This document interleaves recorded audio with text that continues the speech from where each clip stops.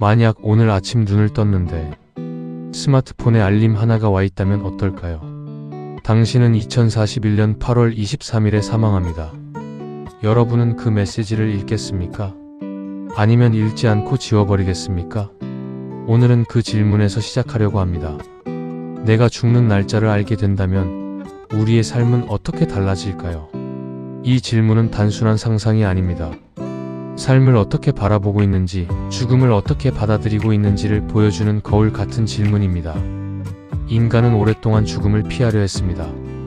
죽음을 생각하지 않으려 했고, 죽음을 말하는 것조차 불길하게 여겼습니다.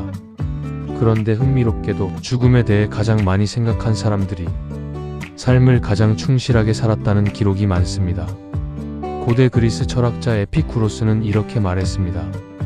죽음은 우리에게 아무것도 아니다. 우리가 있는 동안 죽음은 없고 죽음이 오면 우리가 없기 때문이다. 이 말이 위로가 됩니까?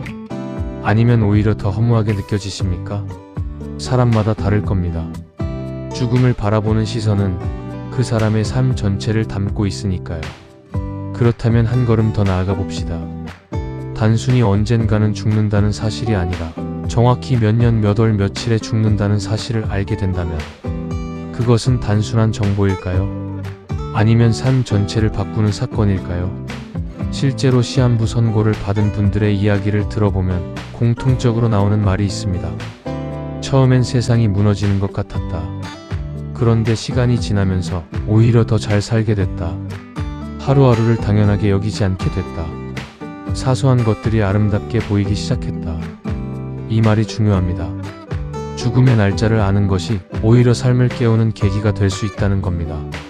나는 알고 싶다는 입장을 한번 진지하게 생각해 봅시다. 우리는 매일 수많은 선택을 합니다. 오늘 야근을 할까? 일찍 퇴근해서 가족과 시간을 보낼까? 이 사람에게 사랑한다고 말할까? 다음에 말할까? 대부분의 경우 우리는 다음에 하면 되지를 선택합니다. 왜냐하면 시간이 무한히 있다고 느끼기 때문입니다. 그런데 만약 내게 딱 5년이 남았다는 걸 안다면 어떨까요? 다음에 하면 되지라는 말이 사라집니다. 하고 싶었던 여행을 지금 가게 됩니다. 하고 싶었던 말을 오늘 하게 됩니다. 보고 싶었던 사람을 이번 주에 만나게 됩니다. 심리학에서는 이것을 시간 조망 이론이라고 합니다. 스탠퍼드 대학의 심리학자 로라 카스텐슨 교수의 연구인데요. 사람은 남은 시간이 적다고 느낄수록 현재의 감정적 만족에 더 집중하게 된다는 겁니다. 쉽게 말하면 시간이 한정돼 있다는 걸 알면 지금 이 순간을 더 소중히 여기게 된다는 거예요. 또 다른 관점도 있습니다. 바로 준비입니다. 죽음이 언제 올지 모르면 우리는 준비를 미루게 됩니다. 남겨질 사람들에게 하고 싶은 말, 정리해두고 싶은 것들, 화해하고 싶은 관계, 이것들을 날짜를 알고 있다면 차근차근 준비할 수 있습니다. 어떤 분들은 이렇게 말합니다. 죽는 날짜를 알면 오히려 더 품위 있게 마무리할 수 있을 것 같다고요. 이것은 죽음을 포기하는 것이 아닙니다. 삶을 마지막 순간까지 주도적으로 살겠다는 의지입니다. 반대로 나는 절대 알고 싶지 않다는 마음도 충분히 이해가 됩니다. 죽는 날짜를 아는 것이 꼭 더 잘 사는 삶으로 이어진다는 보장은 없습니다. 인간의 심리는 생각보다 훨씬 복잡하기 때문입니다. 예를 들어볼까요? 오늘 갑자기 의사에게 이런 말을 들었다고 상상해보세요. 3년 후에 돌아가실 겁니다. 그 말을 듣고 집에 돌아오는 길에 여러분은 무슨 생각을 하겠습니까? 그래, 이제부터 더 잘 살아야지. 이렇게 생각하는 분도 있을 겁니다. 하지만 많은 경우 그 날짜가 머릿속에서 사라지지 않을 겁니다. 밥을 먹어도 웃어도 일을 해도. 심리학에는 부정편향이라는 개념이 있습니다. 인간은 긍정적인 정보보다 부정적인 정보에 훨씬 강하게 반응한다는 겁니다. 좋은 일 10번보다 나쁜 일 1번이 훨씬 오래, 훨씬 강하게 기억에 남습니다.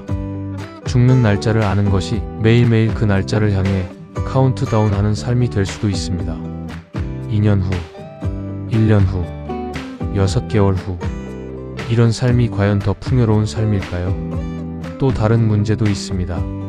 나 혼자만의 문제가 아니라는 겁니다. 내가 죽는 날짜를 알게 되면 가장 가까운 사람들도 그 사실을 알게 됩니다. 부모님은 자식이 먼저 떠나는 날짜를 알고 살아야 합니다. 연인은 이별의 날짜를 달력에 박아두고 살아야 합니다.